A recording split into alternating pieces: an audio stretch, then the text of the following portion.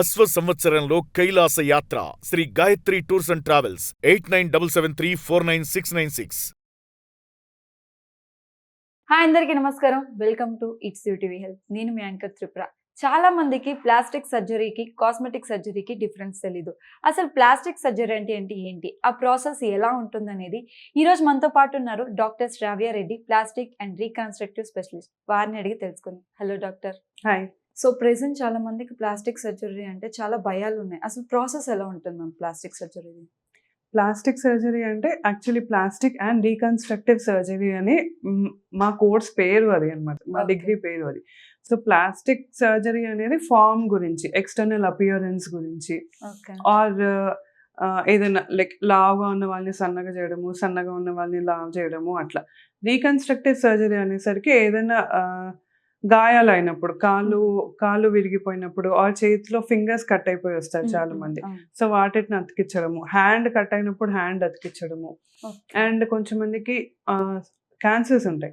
Cancer ఉన్నప్పుడు, cancer గడ్డ తీసేసినప్పుడు అక్కడ ఒక పెద్ద డిఫెక్ట్ ఏర్పడుతుంది అనమాట. సో దాన్ని మనం వేరే దగ్గర ఉన్న ఏదైనా కండ తీసుకొచ్చి అక్కడ మనం ఆ డిఫెక్ట్ ని కవర్ చేస్తాము. సో అది రీకన్స్ట్రక్టివ్ పార్ట్. దాంతో పాటు ఇంకా కొంచెం మందికి నర్వ్ ఇంజరీస్ ఉంటాయి. అంటే నరాలు, బ్రెయిన్ నుంచి మన మజిల్ కి ఒక నర్వ్స్ ఉంటాయి కదా, సిగ్నల్స్ సెండ్ చేసేవి. సో ఆ నర్వ్స్ కట్ అయిపోతుంటాయి చాలా మందికి ఇంజరీస్ లో. బైక్ యాక్సిడెంట్స్ కానీ, ఏదన్నా వెళ్ళిపోయినప్పుడు చేతి మీద నుంచి కార్ టైర్ కానీ ఏదన్నా వెళ్ళిపోయినప్పుడు అట్లా కట్ అవ్వడము అది. సో ఆ రిపేర్ కూడా మేమే చేస్తాం అనమాట. మజిల్స్ ఏదైనా కట్ అయినప్పుడు ఆ రిపేర్ మేమే చేస్తాము. అండ్ కొంచెం మంది ఫ్యాక్టరీస్ లో పనిచేస్తున్నప్పుడు హెవీ మిషన్స్ ఏదైనా లిఫ్ట్ చేస్తున్నప్పుడు ఇక్కడ కట్ అయిపోవడము, లేకపోతే ఇదంతా క్రష్ అయిపోవడం, హ్యాండ్స్ మీద లెగ్స్ మీద పడినప్పుడు క్రష్ అయిపోవడము. సో అవన్నీ కూడా మేమే చేస్తాం అనమాట. So there is a lot of, అంటే చాలా సర్జరీస్ ఉంటాయి ప్లాస్టిక్ సర్జరీలో. బట్ చాలా మందికి ప్లాస్టిక్ అనగానే కొంచెం మందికి ఏమో సడన్ గా ఇదే గుర్తొస్తుంది, ఎస్థెటిక్ పార్ట్, కాస్మెటిక్ పార్టే గుర్తొస్తుంది. అండ్ కొంచెం మందికి ప్లాస్టిక్ అనగానే బర్న్స్ గుర్తొస్తాయి. సో అట్లా భయం ఉంటుంది, but there is nothing to worry. Okay. So ఈ ప్లాస్టిక్ సర్జన్ ప్రాసెస్ లో టఫెస్ట్ పార్ట్ ఏమై ఉంటుంది? టఫెస్ట్ పార్ట్ అంటే మైక్రో సర్జరీ. యాక్చువల్లీ అందరూ మైక్రో సర్జరీ చేయలేరు.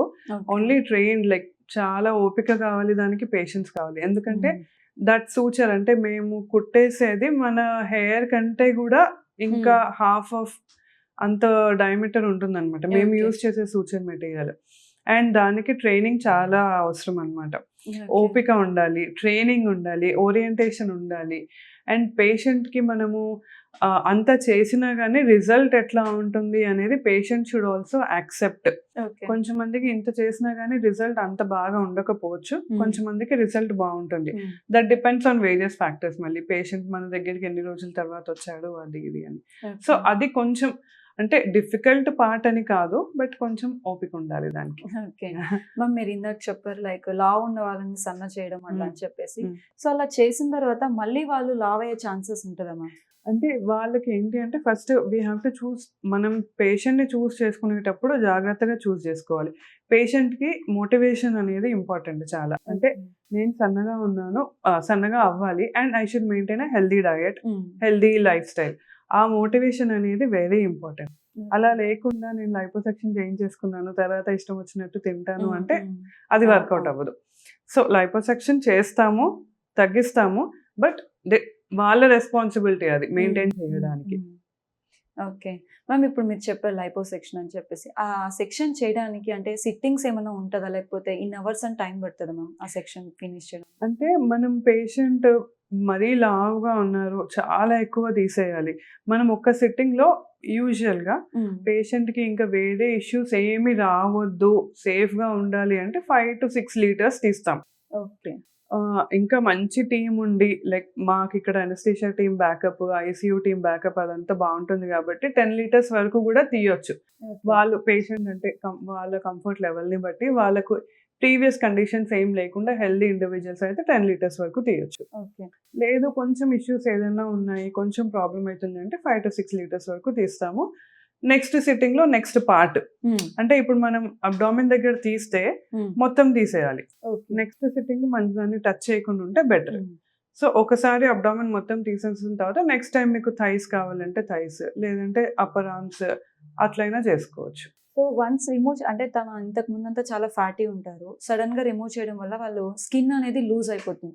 సో దాన్ని కూడా మనం ప్లాస్టిక్ సర్జన్ లో టైట్ చేయాలి. మనం పేషెంట్ని ముందు లైపోసెక్షన్కి తీసుకునే ముందు స్కిన్ టోన్ అనేది చెక్ చేస్తాం అనమాట. వాళ్ళు యంగ్ ఉండి టోన్ బాగుంది అంటే కొంచెం మందికి ఆటోమేటిక్గా స్కిన్ రీకాల్ అయిపోతుంది, అంటే నార్మల్ లాగా అయిపోతుంది. తర్వాత కంప్రెషన్ గార్మెంట్స్ అవన్నీ ఇస్తే ఆటోమేటిక్గా రీకాల్ అయిపోతుంది. కొంచెం మందికి చాలా ఇయర్స్ నుంచి ఫ్యాట్ అక్యుములేట్ అయిపోయి స్కిన్ బాగా లూజ్గా అయిపోతుంది అనమాట. సో మనం ఎంత ఫ్యాట్ తీసినా కానీ ఆ లూజ్ స్కిన్ అనేది అట్లా హ్యాంగ్ అవుతూనే ఉంటుంది. అది కూడా ఇంకా తీసినా కానీ తీసినట్టు అనిపించదు. సో అట్లాంటి వాళ్ళకి స్కిన్ కూడా ఎక్సర్సైజ్ చేస్తాం. ఓకే. సో స్కిన్ ఎక్సర్సైజ్ చేసినప్పుడు స్కార్ నెక్స్ట్ వేషన్ అది ఉంటుంది. స్కార్ కనిపించకుండా వెరీ ఫైన్ స్కార్ వస్తుంది. అది కూడా ఫోల్స్ లో లోవర్ పెల్విక్ రీజన్ లో, ఆ ఫోల్స్ లో ఎక్కడ చేస్తామో అక్కడ కనిపించకుండా ఫోల్స్ లో స్కార్ ఇచ్చేస్తాం. ఈ లైపోసెక్షన్ చేశాక వాళ్ళు ఎలాంటి కేర్ తీసుకోవాల్సి వస్తుంది? చాలా మందికి ఇన్ఫెక్షన్స్ వచ్చే ఛాన్సెస్ కూడా ఉంటుంది. సో ఎలాంటి కేర్ తీసుకోవాల్సి వస్తుంది? ఇప్పుడు మనం స్టెరైల్ ఓటీలో చేస్తే యూజువల్ గా ఇన్ఫెక్షన్, మేము చేసిన దాంట్లో ఇన్ఫెక్షన్ అనేది 0%. సో మన ఓటీ ఎన్వైరన్మెంట్ నీట్ గా ఉండాలి. మనం చేసే టెక్నిక్ కూడా స్టెరైల్ గా ఉండాలి. Surgeon should be sterile and OT staff వాళ్ళందరూ ప్రాపర్ గా డ్రెస్ స్టెరైల్ ఉంటే ఇన్ఫెక్షన్స్ అనేది మాక్సిమం తక్కువ చేసుకోవచ్చు. ఇంకొకటి ఏంటి అంటే పేషెంట్ సైడ్ నుంచి పేషెంట్కి ఏమి వేరే దగ్గర ఎక్కడైనా వూన్స్ లేకుండా చూసుకోవాలి. వాళ్ళ షుగర్, ఇఫ్ డయాబెటిక్ ఎవరైనా ఉన్నారనుకోండి, వాళ్ళ షుగర్ లెవెల్స్ ఎట్లా ఉన్నాయో, కంట్రోల్లో ఉన్నాయా లేదా చూసుకోవాలి. సో వాళ్ళ సైడ్ నుంచి వాళ్ళకి ఇన్ఫెక్షన్స్ ఏం లేకుండా అది చూసుకోవాలి. మా సైడ్ నుంచి మా ఓటీ అంతే. అది ఇన్ఫెక్షన్స్ అనేది చాలా రేర్ ప్రాపర్ సెటప్ లో చేస్తే. ఓకే మ్యామ్, ఎందాక మీరు చెప్పారు ఇలాంటి ట్రీట్మెంట్స్ చేస్తాం, చెయ్యి విరిగిపోయినా లేకపోతే అలా అని చెప్పేసి. సో ఒక పేషెంట్కి ఒక 60% ఆఫ్ బర్న్ అయిపోయింది అనుకోండి స్కిన్ అనేది, అంటే చాలా మందికి అనుకోని పరిస్థితుల్లో కాలిపోవడం అలా జరుగుతూ ఉంటుంది, లేదా వాళ్ళే పెట్రోల్ పోసుకోవడం, అలాంటి సిచ్యువేషన్స్ వచ్చినప్పుడు ప్లాస్టిక్ సర్జరీ అనేది ఎంతవరకు హెల్ప్ అవుతుంది మనకి? బర్న్స్ ట్రీట్ చేసేది ఫస్ట్ ప్లాస్టిక్ సర్జన్స్, ఇంకా వేరే ఎవరు బర్న్స్ ట్రీట్ చేయరు. సో A to Z మేమే ట్రీట్ చేస్తాం. సో 60%, 70% ఏదైనా కానీ ఫస్ట్ మెయిన్గా మనం చూసుకోవాల్సింది ఏంటంటే ఫేస్కి ఎంత బర్న్ అయింది. ఓకే. సో కొంచెం మంది పెట్రోల్ పోసుకోవడము ఆర్ క్లోజ్డ్ స్పేస్లో బర్న్స్ అయినప్పుడు అదే గాలి పీల్చుకుంటారు కాబట్టి వాళ్ళకి లోపల లంగ్స్ ఇదంతా విండ్ పైప్ అంటారు కదా, అదంతా కూడా బర్న్ అవుతుంది.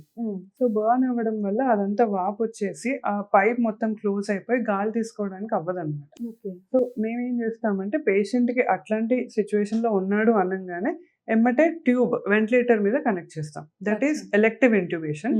ఎందుకంటే తర్వాత వాపు ఎక్కువైన తర్వాత మళ్ళీ ట్యూబ్ వేయడానికి ఇబ్బంది అవుతుంది కాబట్టి.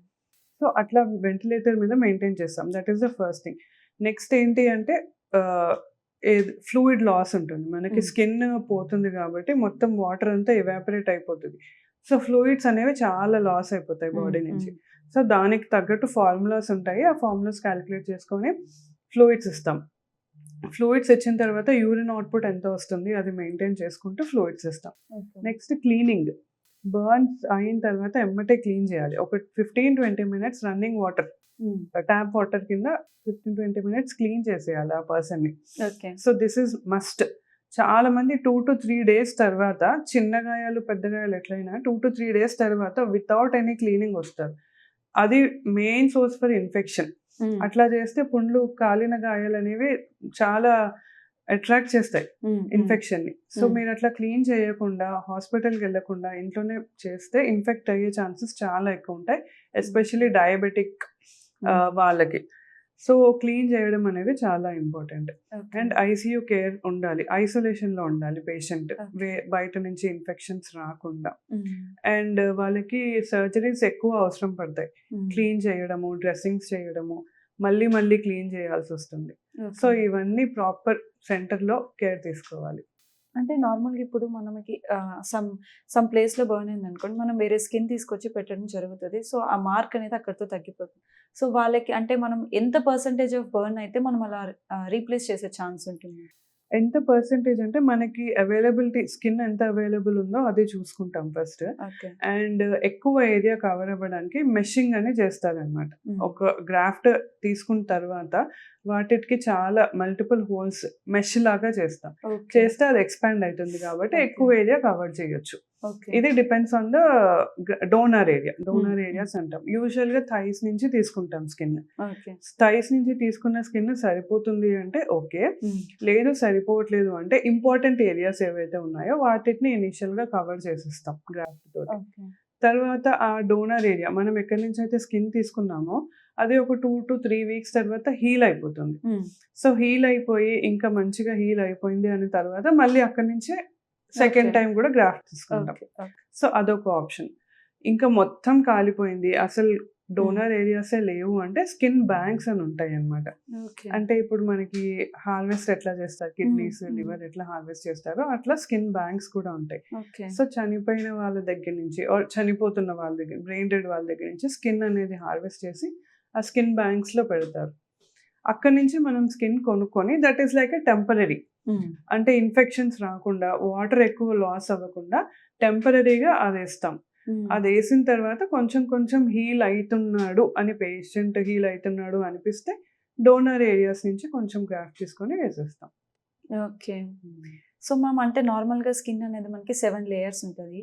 మీరు ప్రాసెస్ చేసేటప్పుడు మొత్తం కంప్లీట్ 7 లేయర్స్ని రిమూవ్ చేస్తారు, ఇన్ లేయర్స్ వరకు అనేది రిమూవ్ చేస్తారు? లేదు, డిపెండ్స్ ఆన్ ద అంటే మనకి వూండ్స్ కొన్నిటికేమో థిక్ గ్రాఫ్ట్ వేయాల్సి వస్తుంది, ఓకే. కొన్నిటికేమో థిన్ గ్రాఫ్ట్ వేయాల్సి వస్తుంది.